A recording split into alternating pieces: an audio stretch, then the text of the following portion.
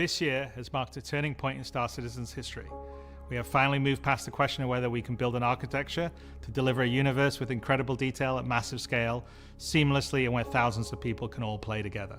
Server meshing has been working pretty much flawlessly at scale for the past 9 months. It has brought a more populated and active verse with up to 700 players online and in the same space at once. It's greatly increased server performance and delivered a much more responsive player experience. I couldn't be prouder of the team. They delivered something no other online game does presently. There may be other games out there that claim large player counts, or even the ability to mesh, but none do it at our detail, scale, and seamlessness. Of course, there will be continued improvements to server meshing and to Star Engine, but having moved past this last big technological hurdle has allowed us to finally focus on quality of life and stability improvements, something that has long been overdue. We're about to deliver our 9th patch in 10 months, with content that has brought Star Citizen storytelling into new and exciting directions. We pushed more than 24 features and more than 2,000 bug fixes. And while there is still a long way to go, the game has gotten more stable, performant, and fun as a result. We see this in player metrics. More of you play every day. The daily average users is up 45% from last year, and your playtime is up 15%. So more people venture out into the verse and stay there longer than ever before. And through all that, we've told the dual stories of the Frontier Fighters' assault on Pyro and the moral compromises being made to combat the regen crisis.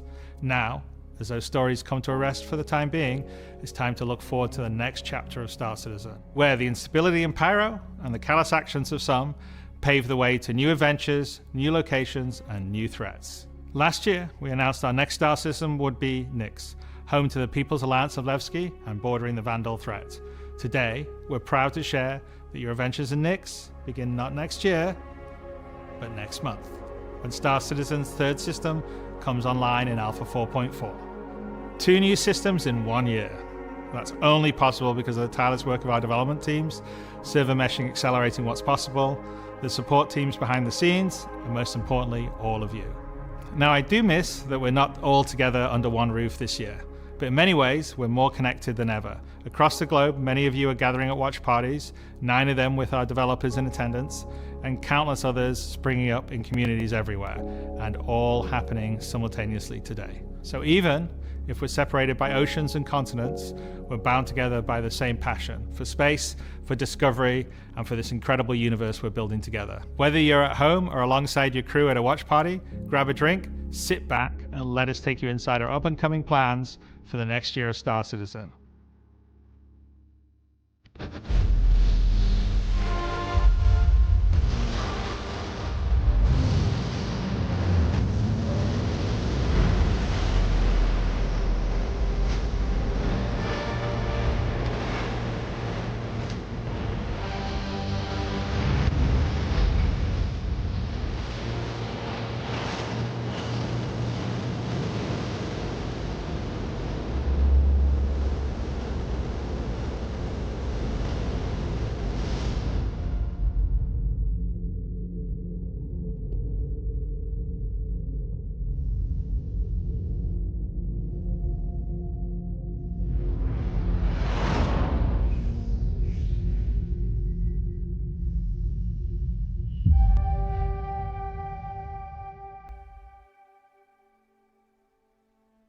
With the foundational technology now in place, the content development of the game is no longer restricted, allowing us to forge ahead with building out our first 5 star systems. Nyx will see the much-loved Levski landing zone added back to the verse, while also bringing you one of its most iconic landmarks, the Glacian Belt. Here, you'll experience a new combined arms operation that will introduce new factions and new adventures for you to discover. With this edition of our 3rd star system, we're also going to do something that's at the heart of the entire Star Citizen experience, and that is to build it right in front of you. As we have done this year, with the addition of several major locations, such as the Hathor facility or the Lazarus complex, we will continue to unveil new Nyx content throughout the year. It's a slightly different approach to how we deliver Pyro, but we feel this gets the content into your hands sooner and shows our intent as we continue our march towards 1.0. I'm so incredibly proud of the work our teams have done, and are continuing to do, and we're excited to have you on this next step of our journey. And as with any journey in Star Citizen, that begins with a little story.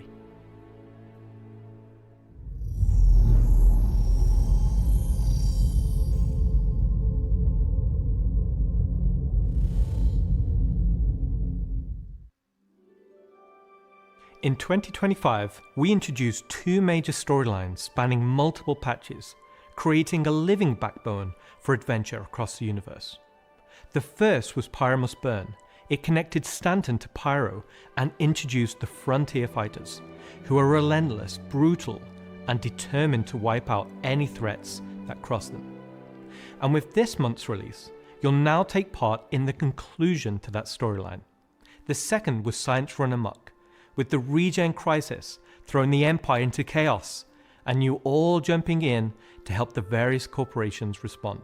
Through that journey, we pulled back the curtain on ASD and its shady practices, uncovering long-forgotten Onyx facilities, and met new characters like Dr. Logan Yorit and Detective Arkham Meller of the Hokro Agency. And just like the Pyro Must Burn storyline carried us into a new system, Science Run Amok is now setting the stage for Nyx, the next step in the larger story we're telling on the road to 1.0. As this new chapter of Star Citizen begins, let's hear from just a few of the team members working to bring this next era of our universe to life.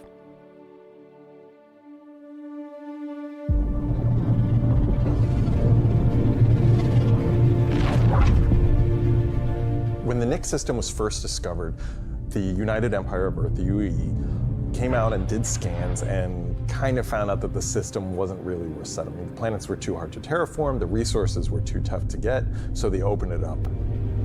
And one company saw an opportunity where the UAE didn't, QV Planet Services.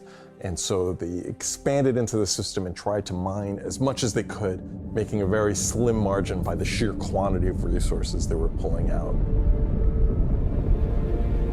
The system itself sort of ran its course from sort of a large corporate interest perspective, and then was mostly left abandoned. Now this ended up being the ideal situation for the People's Alliance, who were a group of revolutionaries who were trying to overthrow the dictatorship of the Messer regime that was going on in the Empire at the time. So they went to the Nyx system and established what became known as Levski. They wanted to make it everything that the UEE wasn't at this time. They set up what they saw as their ideal society, where everyone's voices would be heard, where everyone would be equal. But they've fallen onto hard times. So Nyx today is kind of at an interesting point in its history. Now that the UEE has kind of transformed itself into a democratic society, what is their role? What are the People's Alliance rebelling against? And they still see the Empire as being inherently unfair. They see their role as still trying to create a free and fair society. But on the other hand, they have more problems than ever, and there's new threats lurking around every corner. And they have to ask, are they prepared to handle that? Or do they need to turn to the UEE for help?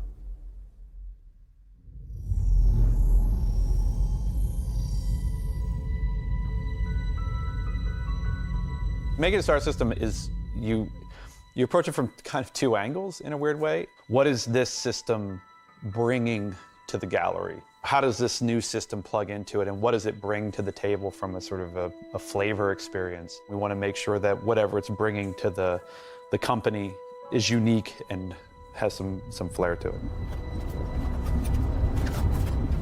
So the Nyx system is a remote system where people want to go and live free outside of the pressure and influence of the UEE. It's a remote and rugged system with a lot of hostility coming from the ever-present threat of Vandal. It's kind of like a frontier-esque thing. It's not lawless like Pyro, it's just kind of out there. Pyro's more like a Mad Max wasteland, and Nyx is more like Silverado or like Deadwood, right? It's kind of like a smaller scope. The emptiness and the loneliness is the defining factor. You're still going to find gangs, you're still going to find hostile presences, but it's where people go if they want to live off the grid. The People's Alliance is the main peacekeeping force in Nyx. They were unhappy with the direction that the empire was going under the Messers. They got out. They said, we're just going to start from scratch, build our own society, but build it the way that we think it needs to be built. They're not perfect.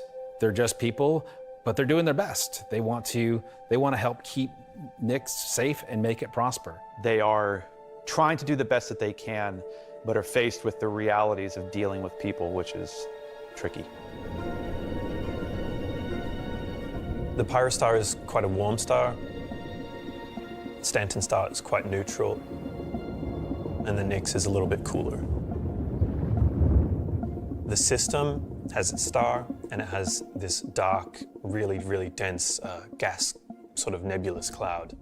And it has points of light scattered around it, and those points of light in this gas cloud is really, really hazy.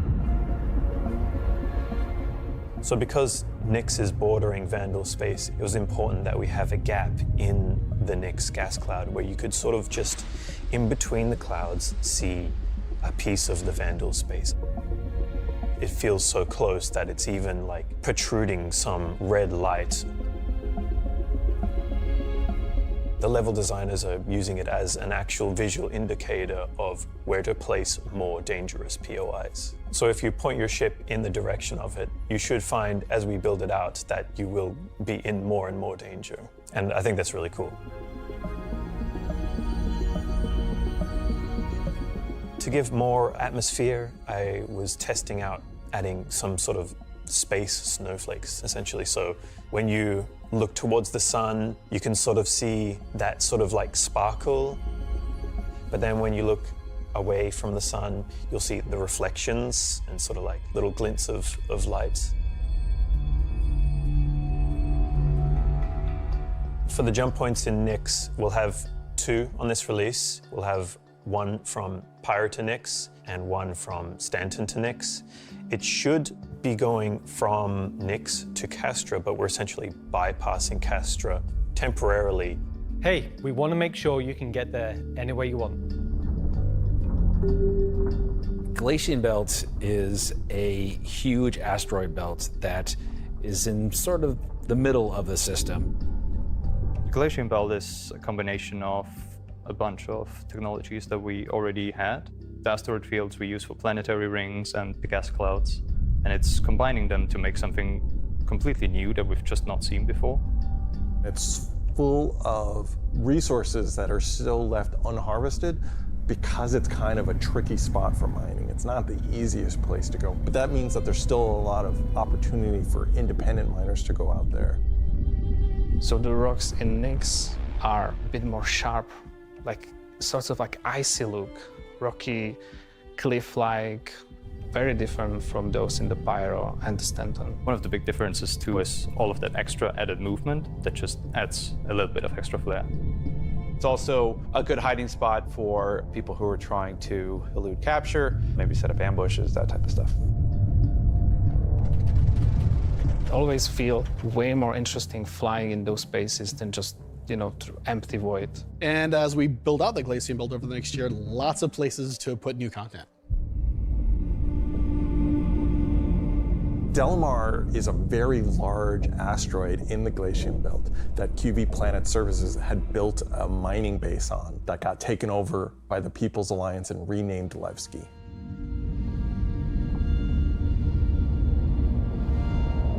Levski is our first and biggest social outpost for Nyx. It's kind of like the place where you stop before you do your panning. So it's kind of a San Francisco before you go out to the gold rush. It's going to be the central hub for trade and hauling and all of the commerce within Nyx and also from Nyx to other systems. But it does have a CD underlayer to it. Over the years, you're sort of improving the generation method of those asteroids to culminate towards this specific point to make large, explorable location. When you fly towards the Levski, you see this huge gas ring around it. It's scattered small, mid-sized pieces of the asteroids. Well, Levski's immediately apparently unique by the fact that it's a facility clamped onto the side of an asteroid. The breathtaking views of looking into the belt instantly gives it a unique charm and flavor. As you approach, you'll initially see a very dramatic borehole that goes all the way through the asteroid. You'll also see, growing out from there and alongside Levski, there will be landing pads along what I'd call the spine. Lots of industrial pipes and transport systems to bring out the refined mining materials when it was a mining station. Before, we were using an actual planet, so we had all of the space available to place all of these structures. But now it kind of meant that we had to create an asteroid which has the appropriate size to. If we took the whole shot of the asteroid, you will see that there is an area to fly underneath. We plan on bringing in hull C gameplay, so this is exterior cargo elevators, so as a team you will be able to load and unload cargo. There's a lot more movement on the exterior, such as the cargo trains going around tracks. It's now going to be fully EVA-able. There will be walkways around the main landing zone to walk on using gravity plates, but you can drift off and kind of go wherever you want. They can explore fully the whole place, which is great.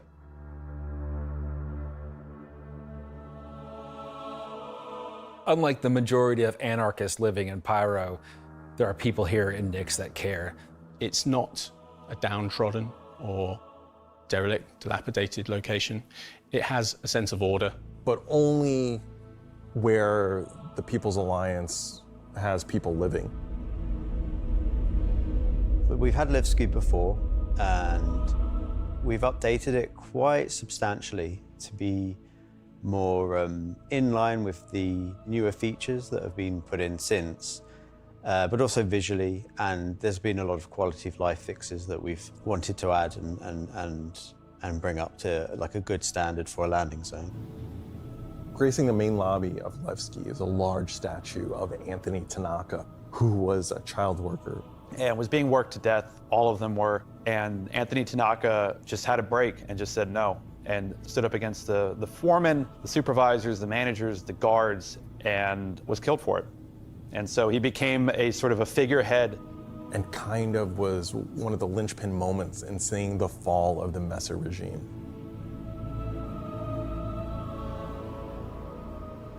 So if you take the elevator up to the top deck, you'll see the top view and the cargo area as well. So you can go through the cargo shop. You've got your normal kind of cargo needs. You'll have ability to trade and buy your tractor beam and other gear that you need. So if you were to die in the Nyx system, then one of the places you might come out from is the hospital in Levski, which is called the Mercy Hospital. So Mercy Hospital is just basically, it's a local med station for all the residents of Levski, anybody traveling through the system. Again, they're trying to provide as good medical help for people as they can. When you arrive at the HAB's location, you'll be presented with a lobby, elevator bank, and then you will take that transit to the HAB room. So within that room will be pods. And that's where the original miners would have lived. They're not the nicest, and they're a bit messy, but they're a home for people in Levski. If you head down to the lower view deck, you'll go through into the Grand Barter, which is your main social and commercial area of Levski. This is where you will see market sellers selling their wares. There will be stalls, there will be kind of more embedded shops. And that includes things like Corderies, which is your armor shop, and also conscientious objects, which is for weapons. There's also one of my favorite places, Cafe Musée, which is where you can go down into some of the more rocky depths and grab yourself a drink, and you never know who you meet down there. If you explore a bit more around the Grand Barter, there's other routes around and little side passages. There's another shop that's away from that area called Teachers. Teach's Ship Shop is basically where you would go if you were looking to pick up a used ship, buy some ship parts, fix up your old ship, find some new stuff, sell some scrap. We've closed up Dumpers Depot for Levski, and everything that used to be sold there will now be sold at Teachers. Another new area, as well as the cargo shop that we've added, is a refinery deck for Levski. That's where you can take your processed goods, not just from Levski, but from the rest of the Nyx system, and refine and sell those goods there. As a lot of the content in the next coming releases for Nyx is going to be mining related. So it's super important that Levski is a really nice hub for mining type of gameplay. So we're really happy to bring Levski back into the game. It's been gone for quite a few years now. I think it really provided a unique environment of it's run down, but the people who live there love it and are working their hardest to make it a great place to live. This is a location that has a lot of nostalgia for you guys, and we don't want this just to be a re-release. We do want you to go, wow. It's not going to be as complete as Pyro was when it first came out, but it's going to be our first iteration, and you're going to be able to see it grow as we work on it. Like with everything, we're always learning and improving and finding new ways. I mean, is there anything more Star Citizen than just building the system while the players watch us build it around them? It's going to add a nice dynamic to Stanton and be a much more calming of, style system than Pyro. The people that would have played it before are going to love to see this come back, and the people that haven't seen it before, it's going to be a great new location. This is the first time that I'm going to be able to touch stuff and kind of bring my own content to the game, and that's really exciting to me. Levski coming back into the game is a huge milestone personally for me. So I worked on the original quite some time ago, so seeing it come back and updated and improved and better is fantastic.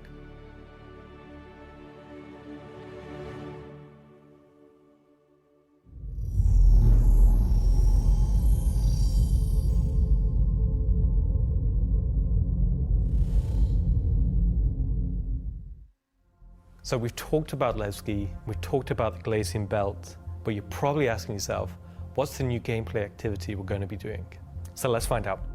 Welcome to Nyx is your first experience in a new space station in a new solar system. It's a mystery to be solved. There's things for the player to explore and look into. There's going to be some twists and turns, of course some combat, and if you're lucky enough to survive, maybe some good rewards. This is basically a continuation of kind of our ASD storyline. So in the closing out what we had called our Science Run Amok storyline, we had revealed that ASD had been procuring sort of very black market illegal stuff in order to conduct their experiments. So this mission is basically going to be continuing on that trail. So the Navy has learned that illegal tech is being sold in the UAE, and they're hiring Intersect to investigate. Intersect Defense Solutions is the leading military defense contractor in the UAE. So the Navy contracts with them a lot for doing various kind of military operations that they don't want to handle themselves. We didn't want players to be working directly for the Navy. The Navy just doesn't call up random citizens and ask like, hey, if you're free, can you fly a helicopter? I guess as a player, when you can think about like, oh, where am I gonna be doing missions that are capital ship battles or large fleet scale stuff or military operations, that's all gonna come from Intersect Defense Solutions. Intersect have discovered the source of the illegal tech is in the Nyx system and an old abandoned QV Planet Services logistics station that's come back online. So they want the players to figure out what's going on. So when you come out of Quantum and you start your approach vector to the objective, you'll be weaving through asteroids, going through the Glacian Belt, and slowly the station will reveal itself. Now this is an old QV logistics station. It's pretty beat up, it's pretty derelict, but there's some points of interest that you'll spot as you go through. So the station itself shares design cues from old Pan Am stations found in Pyro. This architectural design found its way over to the Nyx system as the system was being established, but you'll also see some additional design cues that QV planetary services were adding, so it's a nice transition architectural point. It's fairly skeletal in design. You'll see logistics yards and cargo yards, but also facilities pinned inside the asteroid, creating this network of facilities. You'll notice there's a Polaris near the main hub. It's not a normal Polaris. It's damaged, it's broken. It's not a standard corporate Polaris. So at this point, you should be asking yourself, who does this belong to? Away from the Polaris, you'll see struts leading to asteroid bases. Now, these asteroid bases are locked, so you don't know exactly what's inside just yet.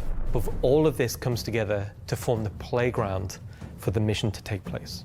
So not only is this facility unabandoned, but it's also under attack from a surprising but familiar foe.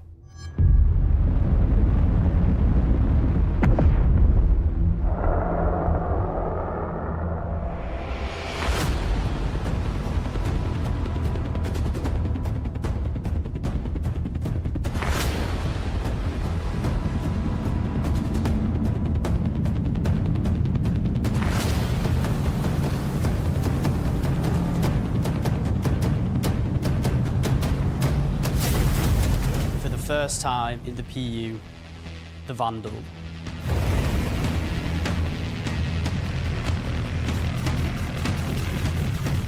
So the Vandal are a nomadic, very, very, very violent spacefaring race.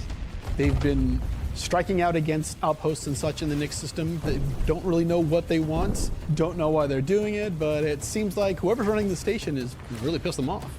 Vandal raiding parties have been arriving in the system, and they're unaffiliated to any clan. There's small groups coming in and picking at them. But as time goes on, those raids are getting bigger and more frequent. There'll be the scythes that you're familiar with, glaives and blades that we all know and hate, and a new craft for the PU, the Vandal Stinger.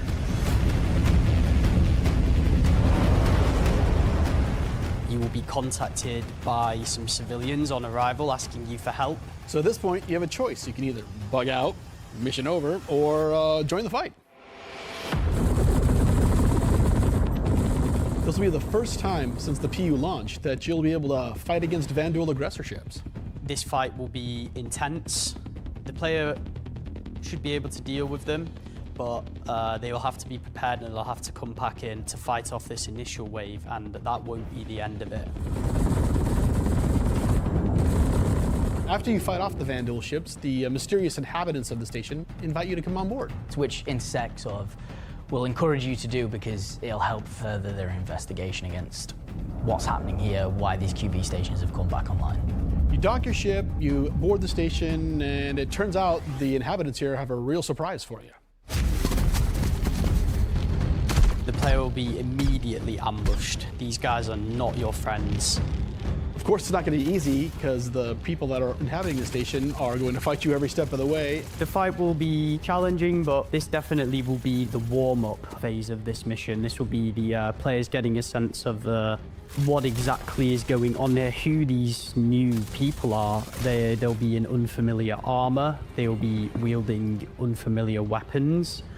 And we want you to get a sense that you are in a new place, in a new territory, fighting a new faction.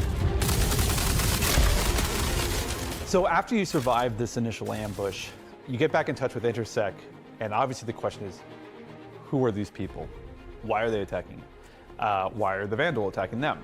At this point, there's more going on here than anyone thought. The directive from INSEC is to explore the station and collect as much information as you possibly can. Along the way, you're going to get to explore some new areas. It's not just the space station. There's the disabled capital ship. There's asteroid bases nearby with obvious installations there, other forces that the Vandal have been attacking. There's a debris field. Explore the locations in any order you want and try to find out who these people are and why the Vandal are after them. You'll find new clues. You'll find ways to solve the puzzle of what's going on at the space station and find out what kind of loot they have for you now that you've beat them. And of course, this is a legally open station, so anything you find is yours to keep and sell, maybe even give to Wicklow. This isn't just a one-time event, this is a permanent sort of mission that we're going to be adding to the game. You can go back and repeat this mission and find ways to do it even better, even faster. There'll be a different story and different flavor. Obviously, we can't have the same thing happen every time. There'll be other missions that Intersect will offer to you based on the evidence that you found. Now you know the real story, and you can start digging and giving more information to Intersect along the way.